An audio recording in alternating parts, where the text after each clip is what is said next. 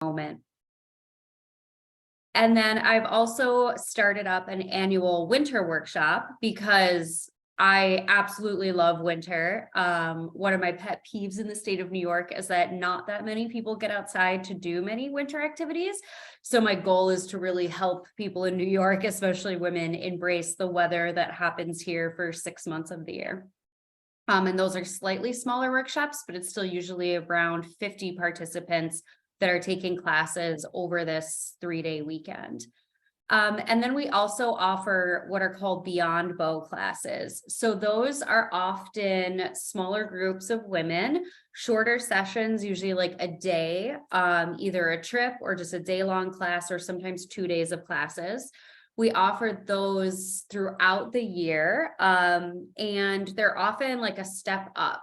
Becoming an Outdoors Woman workshops are introductions. So we're introducing you to any of these outdoor activities, and the Beyond Bow is kind of where you can take it to the next step. If you're not quite ready, say we taught you your hunter certification at bow, but you're not quite ready to go out there on your own, you could take a Beyond Bow course, which we have one coming up soon, like Hunting 101, where we'll teach you how to actually field dress a deer and how to look for a blood trail in the woods, things like that. So we offer a whole variety of courses for adult women. So before I get into like what exactly we offer, I just want to talk about what BOW stands for and why it's so important for programs like this to exist. We focus solely on, well, primarily on women aged 18 and up. Some of the Beyond Bows I have started offering for younger girls who are accompanied by an adult. So some of our like hunting workshops, girls 12 and up can come to. So we've been seeing grandmothers and granddaughters, aunts and nieces, and some mother and daughter combinations, because they want to bond, they want to find an outdoor activity that they can both partake in. But the general ethos of BOW is that we're teaching adult women these skills that they were never taught growing up. In general, you know, it's a lot of women are just not exposed to the same outdoor activities as children as men were. It's especially prominent in sort of the generation above mine, and you're seeing it even out a little bit more now with the current generation, but still, in general, when you're talking about raising kids, the general public, dads are not teaching as many skills to their daughters as they are their sons. So we focus on women who have no prior experience, and we give them a safe and supportive environment to learn these outdoor activities in. So we very carefully curate all of our instructors. We want women to be learning these skills in a safe and supportive, non-judgmental and non-competitive environment. There's a lot of research on how men and women in groups learn, and men tend to learn and perform pretty well when they have a little bit of competition, when you know, they're trying to compete against their cohorts in order to see who can learn something the fastest or get it the best. Women have sort of an opposite reaction. They tend to kind of go back into their shells and not perform as well when they feel like there's a competitive aspect to that. And so we just make sure that everyone understands that everyone is stepping out of their comfort zone at a BOW workshop. Everyone is learning a new skill. And we're just very supportive of all learning types and people who are in all stages of the journey of learning outdoor skills. And another really important goal for BOW in New York is that it stays affordable and accessible to all groups of women. So we take women from all over the state. We have women from New York City who've never walked on a sidewalk or walked off of a sidewalk in their entire lives. Like a hike for them is literally just walking on a gravel trail that's not been paved. Or we have some women who grew up in the Adirondacks. They just never learned any of these outdoor skills independently. So we want to make sure that everyone has access to these workshops, and being affordable is something that gets harder and harder every year, but it's very, very important to us. You could look up places like REI, LL Bean, and you can take courses that cost $900, $1,000 to learn how to fly fish. You can find experiences like that almost anywhere. But having them be actually affordable and accessible and in this supportive environment is what's really important. So we try to keep the cost as low as possible so that women from all financial backgrounds are able to attend. And we also offer scholarships to women who demonstrate financial need. So why are we focusing on women? As I mentioned, women generally are not exposed as children to a lot of these outdoor activities. It can be really intimidating as an adult. I personally didn't grow up in a gun culture or hunting culture or even an outdoorsy household. My parents loved nature, but we didn't camp, we didn't really hike, we didn't do much of anything. I started doing all of that as an adult once I got to college. And so I feel like I very much can relate to a lot of, my key audience, seeing that, the older you get, the harder it is to step out of that comfort zone, the harder it is to find a group of people to share new experiences with. And it can be really intimidating, especially when you're trying to pick up on some of these historically male-dominated activities like fly fishing, hiking, camping, hunting, trapping. If you're trying to take up anything like that, it can feel very much like a boys' club. And it's hard to find like-minded women. So we're trying to provide that atmosphere for these women. There also tends to be a pretty stark lack of ethnic diversity, especially in certain areas as you go upstate in New York, for women who are trying to break into the outdoor activities. Women tend to be less proficient with firearms. So when it comes to shooting sports and hunting, it's certainly something that a lot of women weren't exposed to as children. And so that can be very intimidating to them. There's always the risk factor of learning any new sport or skill, especially when you're outdoors, but women face sort of that extra risk. When you're talking about a man who just wants to go out and go on a hike on, one of the Adirondack high peaks, he has very different risk factors than a single young woman would have. There's the worry of people being creeps on the trail or camping by yourself, people following you, and just a lot of different risk factors that often men don't have to take into account when you're talking about doing outdoor activities by yourself. And finally, there's a lack of mentors. So we often say in Bow, if you can see it, you can be it. And so we try to provide as many strong female mentors as possible. Because when you look through most outdoor magazines and catalogs, it's men over and over again on the pages, modeling firearms, modeling bows and archery equipment and camo gear and everything. And so we want to help provide a really good, solid base of female mentors. So, as Rachel mentioned briefly, women are the fastest growing demographic of hunters nationwide. And in New York, that trend is also true. Women are still only 11% of all hunters nationally, but we are the only demographic that is on the rise steadily in the hunting community, whereas all other demographics are dropping throughout the country. There's a lot of research that shows that women are more likely, they're 30% more likely to get their family involved in an outdoor sport or activity that they learn than a man is.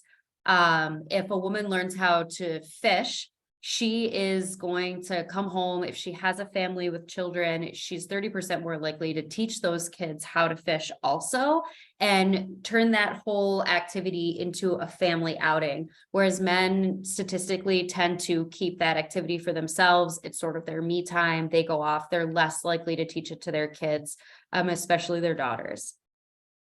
And women are honestly roughly 50% of the population who, have largely been ignored or discounted in the outdoor industry until fairly recently. And you see all these great organizations like Artemis and SheJumps and Becoming Outdoorswomen and all these great groups that are really helping women come into their own in the outdoors. So just a little bit more about Bow in New York. We offer, like I said, close to 50 different courses at our fall workshop. So we offer consumptive courses like hunting, fishing, trapping, as well as loads of non-consumptive courses.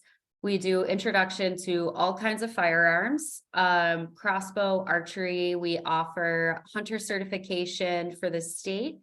We teach fly fishing, spinner rod fishing, lake fishing, kayaking, camping, wilderness survival. We do canine first aid. We teach backpacking skills. We can move to the next slide.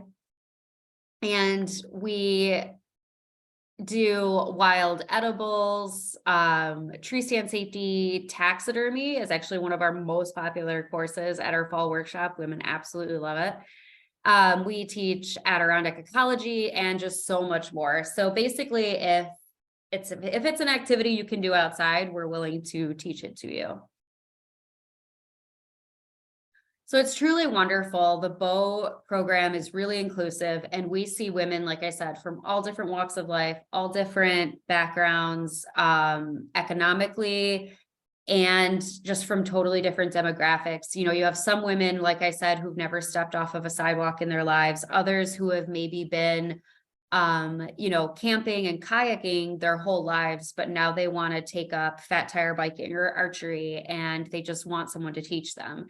The vast majority of adult women don't want their partner to teach them. I don't know if any of you have tried to learn to ski or shoot or do anything pretty difficult from your partner, whoever they may be, but it usually leads to a lot of arguments and not so much of a productive learning experience. So our workshops just provide that sort of female camaraderie where women get to meet other like-minded women who are all stepping out of their comfort zone and trying these new activities. And like I said, we get all generations of women. My favorite is to see family groups coming to the workshops. We will get, you know, a grandmother coming with her daughter and her granddaughter sometimes, which is this rifle shooting photo. And that's just really fulfilling and really rewarding to see that these multi-generations of women who have never been able to sort of find mentors and experience something like this are all bonding over this shared experience. And now they're going to take that into their lives and take it home and teach the rest of their family and their friends all of these great outdoor skills. And again, if you can see it, you can be it. You know, our goal by teaching adult women is not only to enrich their lives and allow them the opportunity to explore these outdoor endeavors and find this new independence through outdoor skills, but also the hope is that they will teach it to future generations of girls who will also become strong outdoors women. Lastly, here's just a couple links. So the top link is the Bow New York webpage where you can find our upcoming activities, and that's where we post registration links. And if you're watching this webinar from a different state, you can visit the National Bow is housed in Wisconsin. And that's the second link there. And you can scroll down on that website, pick your state and click on the link, and it'll take you to the Becoming an Outdoors Woman program in your state if you have one. So thank you. Thank you so much, Katrina. And actually, there was one question that came into the chat that I thought would be relevant now, and you just addressed it, but I know it was, is there Becoming an Outdoor Women's program in my state? And I don't know if you know off the top of your head, I know in the Chesapeake Bay watershed, I know for a fact there's one in Delaware, and I believe there's ones in Virginia and West Virginia. Is that correct? Yes, there's Virginia, West Virginia. I think there is a Maryland. I don't know how active they are. Right. But they will be on that webpage, and they're all structured a little bit differently. So while it's an international like umbrella organization, each state can manage it completely differently. So some offer numerous workshops throughout the year, some only offer mini workshops. So it just depends. But another thing to remember, especially in your area where you're close to a lot of states, you can drive to a lot of different states within like 8 to 12 hours. Women from all states are welcome at Becoming an Outdoors Woman. So you don't have to be from New York State to come to one of our workshops and vice versa. Well, that was the next question that came in. So thank you for answering that. Perfect. All right. Thank you again. And now we are going to move on to Kelsey, I believe. Yes. Take it away, Kelsey. Thank you. Great, thank you. Katrina, I'll have to connect with you at some point. I would love to take one of your intro to archery courses. And if you have a program in Massachusetts, maybe we can partner with you on an event. Yeah, absolutely. Well, hi, everyone. Thank you so much for joining. My name is Kelsey Rode, and I am an event coordinator for SheJumps based out of the Boston region currently. And for full-time work, I'm the Director of External Relations for Mass Creative, which is a statewide arts and culture advocacy organization. I bring that up just to underscore my personal mission to be able to integrate those two parts of my world into one. I think as we talk about making the outdoors more accessible to women, we should also be talking about encouraging women to be okay with being weekend warriors or doing things in the evenings and make it work with your life however you see fit and however you can.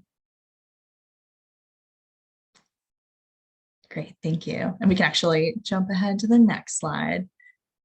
So before I get into my role with SheJumps and zoom in on the sort of micro level, what's happening in the Northeast, I just wanted to zoom out very briefly and talk about what SheJumps is all about and the work that we're doing. So SheJumps is a national nonprofit organization. We create programs to serve girls ages 6 and up, and then other programs that will serve women 18 and older who have never participated in outdoor activities or active members of the outdoor community looking to give back and share their passion for very similar reasons as sort of the impetus behind the BOW program. We do this by organizing wild skills events, which are tailored more for youth to help them get just a basic understanding of first aid in the outdoors, how to build a very basic shelter should you need to do that, compass and navigation skills, and all of the other fundamental skills that will help girls hopefully stick with their outdoor activity of choice as they get older. SheJumps is an inclusive organization. We welcome all women and girls, transgender and cisgender, as well as non-binary people who identify with the women's community. Again, this is all an effort to make sure that outdoor recreation becomes more accessible to more people. We know that it is heavily male dominated, and we are actively doing the work to try to change that narrative. SheJumps strives to be an ally in the fight against racism and acknowledges that our events and programs take place on traditional, unceded Indigenous lands. SheJumps was founded in 2007 around the idea of if she can do it, so can I. So again, very similar to BOW. And we're here to celebrate the accomplishments of women from beginners to pro athletes and provide them with a support system where they would feel confident taking, in our jargon, jumps, but meaning risks, and try something new. I will add that similar to BOW, and we can stay on this slide, but similar to BOW, we also do this by making sure that our programs are low cost or free. And for the more expensive adventures, we do offer scholarship programs and fundraise to be able to make these programs accessible. So I'm just going to keep underscoring that accessibility component.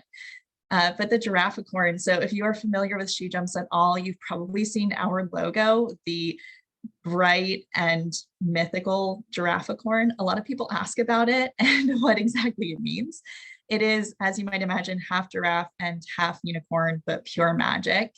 And the Girafficorn exists to remind the child and all of us to play outside. We have Girafficorns all over our merchandise and our branding so that everywhere we go, people are reminded to keep themselves grounded, but also keep your head in the clouds and strive to learn more and strive to grow in the outdoors.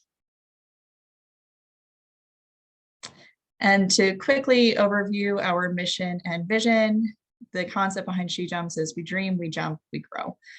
So we increase the participation of women and girls in outdoor activities by creating those educational outdoor experiences like wild skills, like community building forums, like introduction courses to anything that a volunteer might want to host. We do take feedback from our participants about what they would like to see in SheJumps programming, but SheJumps is majority volunteer led, and volunteers do have a lot of freedom to decide what makes sense for hosting events in their regions. So many volunteers will choose to do mountain biking courses,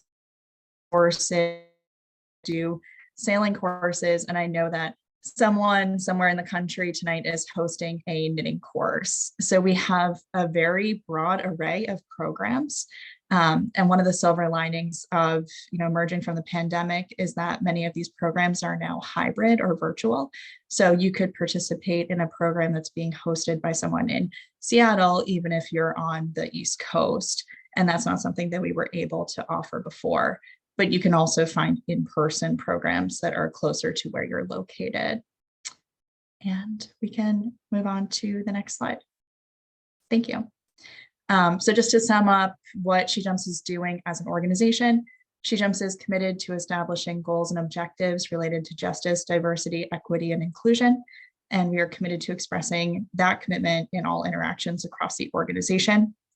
All SheJumps members are expected to create their own JEDI commitments in addition to honoring the JEDI commitments of the organization. It's also pretty fun to say JEDI in a professional setting. So we take advantage of that when we can. And we also participate in ongoing diversity training and educational resources because we're striving to amplify BIPOC voices and compensate individuals for their work and emotional labor wherever possible so that we don't exacerbate further exploitation in the industry. Great, thank you. So that's the sort of zoomed out focus. Now to zoom in a little bit on how I became involved with SheJumps and what we're doing in the Northeast. I am originally from a very rural part of Western Massachusetts. If you're not familiar with Massachusetts, you might be surprised to learn that there is a rural part of the state, but there is in fact a rural region. There are several actually. So I grew up right on the Vermont border, and at some level growing up, I probably took for granted how easy it was to access trails and to go swimming in a clean river during the summer when it was hot out. And as I got a little bit older, while I didn't grow up in a family that was particularly outdoorsy, I had the benefit of having mentors in the area who could show me the ropes and introduced me to hiking and introduced me to mountain biking and road biking and a number of the other activities that I enjoy now. When I was just out of college, I had the good fortune of meeting another woman who was about my age, who had done a through hike of the Long Trail in Vermont, which if you're not familiar with it, it's 272 miles long and it runs through the spine of the Green Mountains. So from the Massachusetts border to the Canadian border. And she was the first person I'd ever met who had done the Long Trail. I didn't know what it was until I met her. And it was easy enough for me to see myself reflected in her. And because of that example, I then considered doing it myself, and with minimal backpacking experience, did complete a solo through hike of the Long Trail, which was transformative in my life and happened the week before I moved to Philadelphia indefinitely. So I had this incredible outdoors experience and then moved to one of the largest cities in the country, where I realized that it wasn't a given that everyone had access to this information and to mentors who could show them how to also feel confident in the outdoors. And at the same time, because of that experience, I was also unpacking what it meant to be a woman who had done this thing as opposed to being a man who had done it. Even down to, I remember, and we'll never forget, before I left for the Long Trail, one of my uncles approached me and insisted that I take his 2-foot-long machete with me and just carry it on the trail, which he was not a hiker himself. So he was not considering, this was a very minimal obstacle here, but even just the weight that would add to my pack and how that could be an impediment. But I know for a fact that had my brothers wanted to do something like this, because they have done similar things, they would never have been asked or expected to protect themselves in the same way, which it didn't hurt my confidence altogether, but did plant enough of a seed of doubt before I was heading out there that I was especially vulnerable when I wasn't feeling that way prior to the trip. So fast forward to moving to Philadelphia, and I didn't readily know as many people who were interested in the outdoors. Um, I knew people who were involved with the SheJumps chapter in Western Massachusetts and were looking to expand it into the rest of the Northeast, including Pennsylvania. So that's how I then took on a larger volunteer role with SheJumps and started up the chapter in Philadelphia with a special focus on trying to make sure that women in cities and more densely populated areas knew how they could get outside, were able to build communities with other women who wanted to do these things in the woods. I mean, hiking is especially important to me, but whether it's hunting or kayaking or any other form of outdoor recreation. So when I focus on organizing events, I think about things like transportation, knowing that especially if you live in a place like Philadelphia, or now I currently live in Boston and do event programming out in the Boston region, how are people getting to the White Mountains, for example? I don't personally have a car, so that's a real obstacle I have to think about. And it's an added expense for people to even contemplate renting a zip car or taking a bus. And then once you've got a bus up to New Hampshire, what do you do from there? So I think about things like transportation in addition to just knowledge of how to read a topographical map and how to pack enough food and what do you do about water filtration and things of that nature. In the rest of the Northeast, so those are some of the things that I'm considering when I plan events. But for the rest of the Northeast, we do have other event coordinators and brand ambassadors who are working in other parts of Massachusetts. So not just Boston, but Worcester, which is in central Massachusetts, and Western Mass, my home. So I love going out and supporting events that are out there, as well as New Hampshire, and then New York. So up in the Catskills area and Maine. For a simple way to get involved with SheJumps, because again, we have more local events, but then we also have national events that are going on that are now following a hybrid model or a virtual model. A simple way to see what's happening is to check our national calendar, which is on our website, and I will drop the link in the chat for that afterwards. For the Northeast specifically, you can follow us on social media. I've got the Facebook and the Instagram tags right there. And then as for Boston, some of the programs that I've been working on up here included, during the height of the pandemic, when we were still on lockdown, a bike packing 101 event. I was trying to think of events that not enough people are talking about just yet. In my opinion, I think bike packing is a super cool sport. If you're not as familiar with it, it's the combination of biking and long distance hiking where you've got all of your gear attached to the back of your bike. And Tina Teofilo, who led that event, has done trips as extensive as biking the entire West Coast. So she got to break it down, all the mechanics for us, and talk about how that sport could be a viable option during the pandemic when you're trying to social distance. All the way to last fall, we led this really cool event that was a merger between Elevate Youth, which is a Boston area organization that's already doing similar work where they're trying to get more Boston-based youth involved in outdoor recreation. So they're teaching them the skills they need to start rock climbing and skiing and hiking and camping. But we did it with the AMC and with LL Bean, and thanks to a really generous scholarship from LL Bean, we were able to bring 10 girls from like the southern Boston region to New Hampshire for a weekend, and they had full accommodations paid for. They offered them transportation, and then there was an educational component as we were hiking too. So they were able to learn more about different forms of wildlife and things to consider while they were up in the White Mountains. For most of them, it was their first time ever going, and it was really rewarding to see a few of them who weren't so confident that they'd be able to complete the hike, get to the top and get to celebrate it with the rest of their peers and to watch their group really bond towards the end of the weekend. So those are all just examples of events that we're trying to promote in the Northeast, and then with SheJumps generally. So if you have any questions that I'm not able to answer during this panel, or you have follow-up questions, my email address is included right there. And please feel free to reach out and chat with me about SheJumps. Thank you. Thank you so much, Kelsey. And just a reminder to folks that if you have any questions for any of our speakers today, please utilize the Q&A box and we will answer them after everyone has spoken. Otherwise, I'm pleased to present Sarah Mueller, who is an ambassador with the Artemis program and also the executive director at the Wildlife Leadership Academy. Thank you, Sarah. Yeah, thank you so much, Rachel.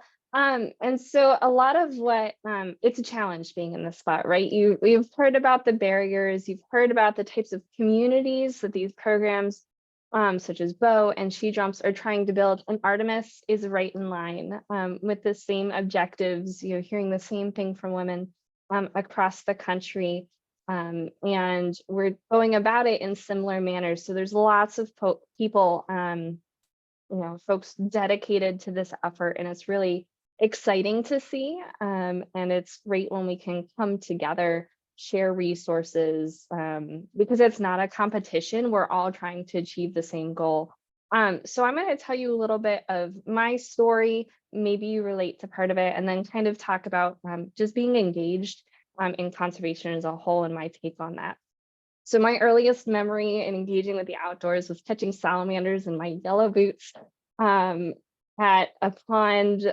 Usually I flooded my boots, but I've been catching salamanders my whole life. Here I am on a backpacking trip, and I couldn't help myself but to pick up the salamander in the middle of the trail. So I've just always had this interest. I've known that it was there, but I didn't really have a label for it. As I got a little bit older, next slide. In Girl Scouts, I was finding a way to be in the outdoors, very much the if the boys can do it, we can do it mentality. The Girl Scouts have a lodge down the lake from Northern Tier, except it's not as flashy and absolutely no heating in that building, but allowed me to do things like go canoeing in the Boundary Waters. Another Girl Scout opportunity to go backpacking in the Costa Rica cloud forest, hiking in the Swiss Alps. And so Girl Scouts was really my gateway into the outdoors. Despite not having a particularly outdoorsy family, I usually was dragging my mom behind me to do these crazy wild adventures. But then in high school, I learned that this was a path, this was a career that I could be involved in environmental education, or I could become a biologist. And that's what I decided to do. So despite being surrounded by girls and women in the outdoor for so long, next slide, I chose to enter a profession that was very male dominated. So I've gone to school for wildlife and fisheries sciences for all of my degrees, one of them pending in the next couple weeks here. And so I've had the opportunity to study brook trout, but even in the research field, it's very male dominated. Being in the genetics world, which I did for some of my masters, again, even lab-based, very male dominated field. But college was also an opportunity for me to learn more about my role in the outdoors. Kind of everything up until this point, I was engaging through hiking, maybe bird watching, what we term in the kind of industry academic world is the non-consumptive, and you heard Katrina use that word, non-consumptive side. Whereas I did have the opportunity, next slide please, to participate in a program called Conservation Leaders for Tomorrow. And it was kind of hunter ed on steroids for students in the natural resource field who didn't grow up hunting or fishing, and it was an opportunity to learn about how it fit into the social fabric. This is a program that is being opened up to natural resource professionals. So if you're part of an agency that partners with CLFT and you didn't grow up with that background, this is an avenue for you to learn. And so very much through my experience in growing up and going through this program and in college, I tried to fit in with the guys. I wanted to be a part of it because I was searching for a sense of belonging. And that belonging, I think, is something that Katrina hit on, that Kelsey hit on, as we build these communities, build these relationships. As was mentioned by Rachel, I'm a part of the Artemis Ambassador Program. And I'm going to tell you a little bit more about that. But with this sense of belonging and wanting to fit in, if you could click to the quote for me, Rachel. Artemis has a podcast, and one of its sponsors has a tagline of "Be proud of not being one of the guys." And in thinking about that and listening to that, I was like, yeah, I don't necessarily want to fit in. I want to take up space and be my own. And so really, this is my encouragement to you is go take up space. There is room for you, and that you belong. Natural resources are a public trust resource. And what that means is it belongs to everybody equally. No matter what part of the United States you're in, the air, the environment, the wildlife, the fish, the water belongs to you as people in the United States. So go take up space. One of the places you can do that at, next slide, is with Artemis Sportswomen. And so Artemis Sportswomen is a branch of the National Wildlife Federation. And so Artemis was the Greek goddess of hunting and fishing, which is where the name Artemis came from. And we are a volunteer set of ambassadors nationally. We just welcomed our new 2-year cohort of Artemis ambassadors last night at our monthly meeting. We are ambassadors for a 2-year term, unless they renew us in our particular part of the country. And yes, we're hunters. Yes, we're anglers, but we're conservationists as a whole. And Artemis really takes that holistic approach at looking at policy and conservation and all of the sets of skills that Katrina and Kelsey were talking about. Next slide, please. The best way to connect with Artemis ambassadors in your area is through the Facebook groups. Now, certainly the website will list where all of the ambassadors are. This does directly link you to the Artemis Facebook groups that are active. There's also Artemis on social media. Artemis has a podcast, and a lot of the National Wildlife Federation materials will point you in the Artemis direction as well. And so this is a word cloud that came from program surveys. And if you want to go ahead and just click through to what looks like the bottom bullet point there, Rachel, is on social media. That's it. You'll see our quick and dirty conservation tips come through. I mentioned the podcast. There's also a blog. But we also do a lot of policy advocacy. I'm not actually usually in a suit. I just happen to be down in the Pennsylvania State Capitol today, doing some policy advocacy. Clean water is a big one. Public land access is a big one for Artemis. And they give us the tips and tools to go and talk to our legislators. They, during the pandemic, helped us zoom in, both at the federal and state level, to talk with folks about issues that were important, but also had help from the National Wildlife Federation's policy office. So they didn't just push us out there. They were super supportive the whole time. Also along the veins of working on things in a hybrid model, we have these virtual happy hours, so highly reachable across the state. They're usually the first Thursday of the month. You can sign up to get automatic reminders for those. And then we hold a lot of in-person events, and those are to the ambassadors in the individual state.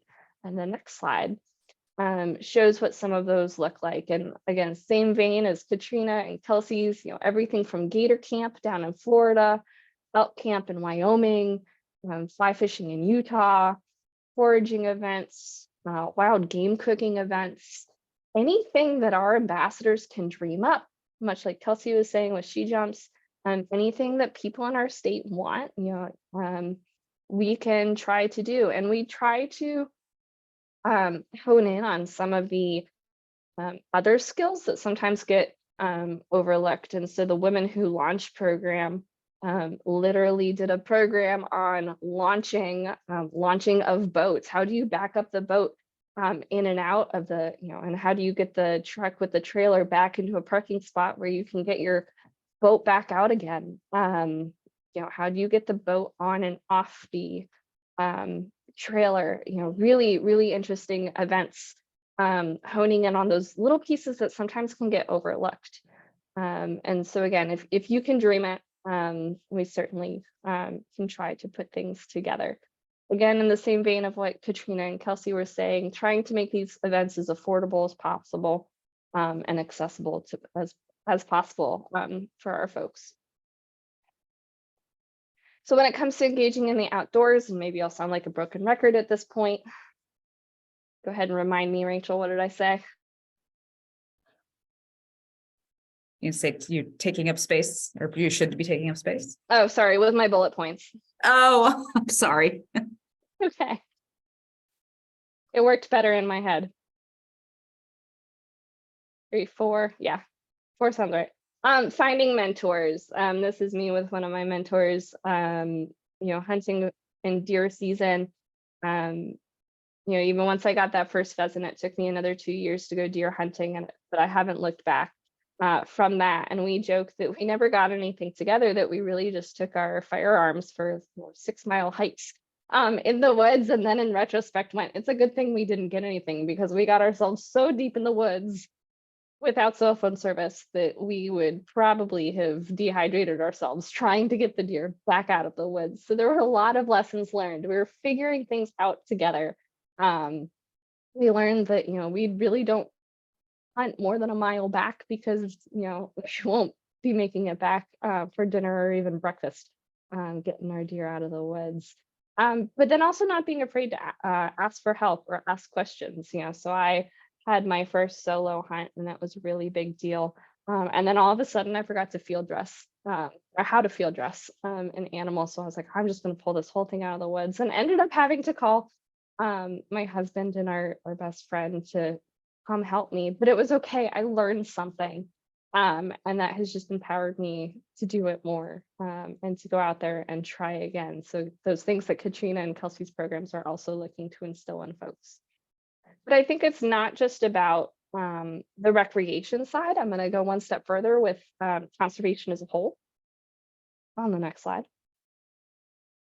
And so let's talk about supporting conservation. You all have skills that are incredibly helpful and translatable to conservation and being women engaging in the outdoors. If you're a computer person, if you do website design, there are folks who need conservation organizations who need support with that. Or if you're great with graphic design, I'm sure they need a t-shirt for an upcoming t-shirt sale. If you're really good logistically organizing events, so you have skills that are incredibly valuable already. And it's kind of a all hands on deck. It takes a village, and folks are often very, very willing to give back in exchange for skills. Next one would be learn and teach. So as you learn things, giving back by teaching. I was just speaking with one of our state's fishing skills instructors, and she's been in the position long enough now that the folks who were coming to her intro classes are now coming back as the experts to help teach fishing. And so, take these skills and as much as you can, teach them to others. Share your stories. Storytelling is part of the fun of it. That we've been sharing our personal stories with you, your experience in the outdoors, whatever form that takes, is a part of the greater story. So share yours, however and whenever you can. Get involved. I picked Trout Unlimited because I'm a brook trout person through and through, but there are conservation organizations for just about everything. Ducks Unlimited, Delta Waterfowl, Pheasants Forever, Quail Forever, Rocky Mountain Elk Foundation. The insects are a little underrepresented, but I think there's conservation organizations who do all sorts of things, and that's a great place to get your foot in as well. And last but not least, use your voice. If you enjoy walking down trails and not having trash on the side of them, or I happen to be looking out of an office that overlooks the Susquehanna River, and it's, beautiful today, just valuing the aesthetic scenery, or drinking water. I mean, there's lots of conservation related issues out there that need your voice to be a part of action. And so you don't have to be a hunter or angler or the world's best kayaker to use your voice to do good for conservation. So with that, I'll wrap up and just say, what questions are there? I think Rachel will tell you to pop them in the chat for us, whether you want to know something as a whole or for any one of us. Well, thank you so much, Sarah. And I apologize. I thought you were quizzing me there for a second. But I definitely loved the statement about how you should be out there taking up space. I think that's a really great message, and folks should definitely, one thing to take away from today's talk as well. I do have 2 questions that came in. I just wanted to see if you could answer what groups are currently working in Pennsylvania. So I will say Pennsylvania is a little more spread out, because here's your interesting trivia. We are the only state with 2 separate fish and game agencies. So we have the Game Commission and we have the Fish and Boat Commission. I don't know if that's good or bad that we're the only one like that. So the Pennsylvania Game Commission, and I just learned this at our Hunter Ed training dinner the other night, I got to get it right, has a new hunt mentor program, as well as a PA Wild Women. Sounds like the PA version maybe of the bow program, since when I looked it up, we do not have bow here in Pennsylvania. We do have Artemis, Fish and Boat Commission certainly has women's fly fishing clinics and programs, and so starting on their websites would be a great place to do that, as well as joining us on Facebook for Artemis, and we can connect that way.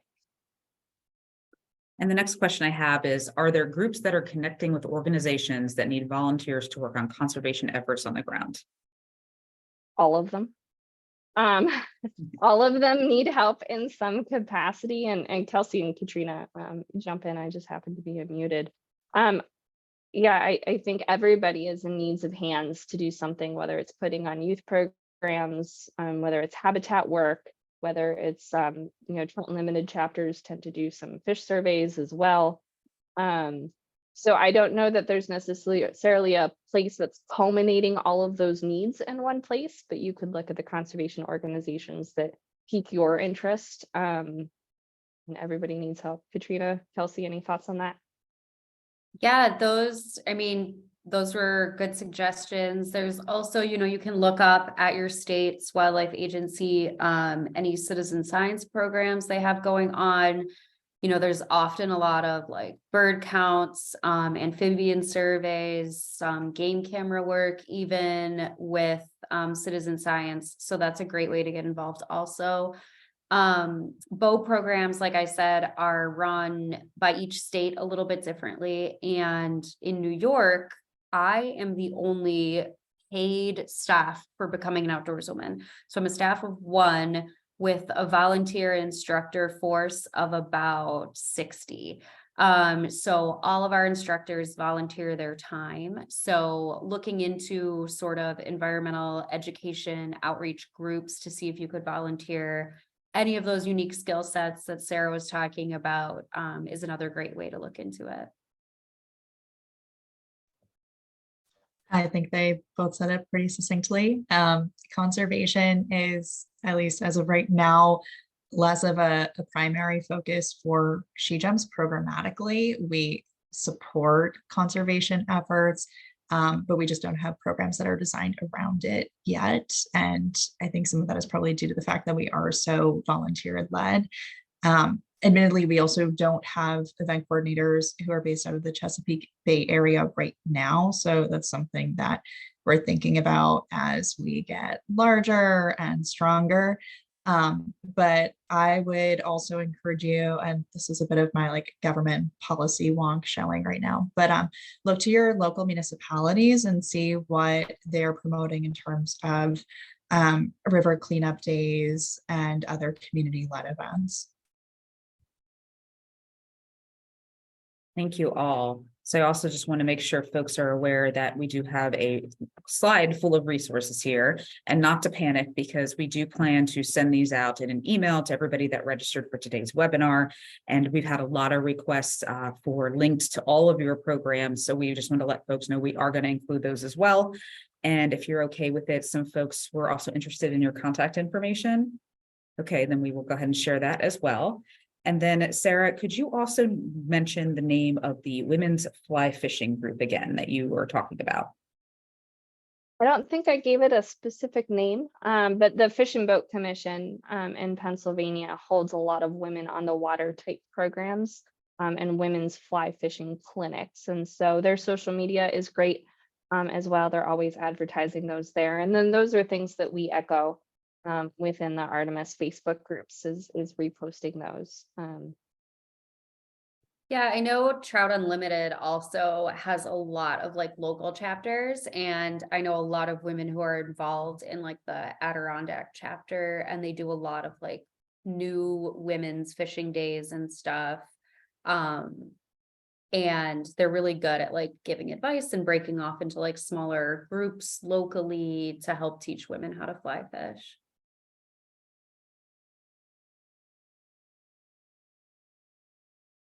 Great, well, thank you so much. And that is actually all the questions we have. And I know we're just about at 1 o'clock.